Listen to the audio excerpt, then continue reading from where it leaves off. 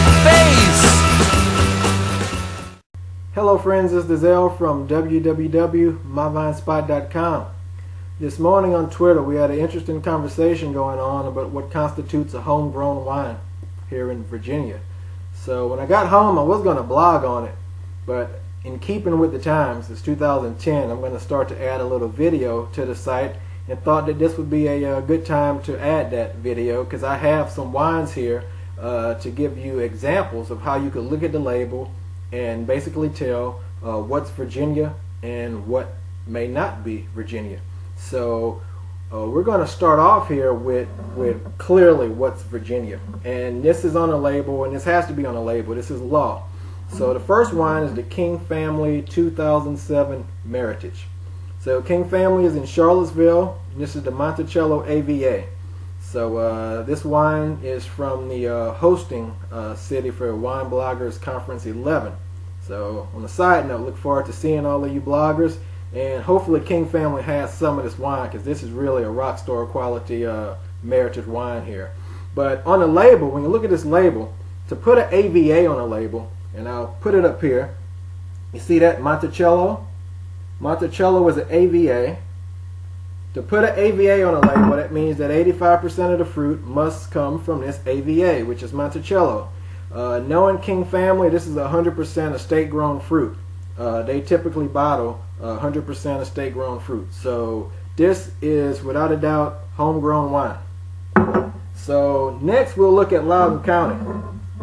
So one of my favorite places to visit on the weekend. So we'll look at Loudoun County. Loudoun County does not have an AVA, but in order to put the county name on the label, you have to have 85% of the fruit has to be from that county. So if you look at this, this is Northgate Vineyards. This is Vicky and Mark Fetter, and this is a really good wine. And their 2008 is equally as good. And you see that Loudoun County is on the label. So this is likely 100% fruit from Loudoun County, and this is a very good wine. So these are good. So now we go to Rockbridge, okay? This is a 2004 Merlot. Now when I look at the Rockbridge label, two things stick out to me. No AVA and no county. But we do have Virginia. So to put Virginia on the label, see that? Virginia, right there, big and bold. To put Virginia on the label, 75% of the fruit has to come from within a state. So that means they could have got fruit from Southwest Virginia, could have got it from Central Virginia, Charlottesville, could have got it from Loudoun.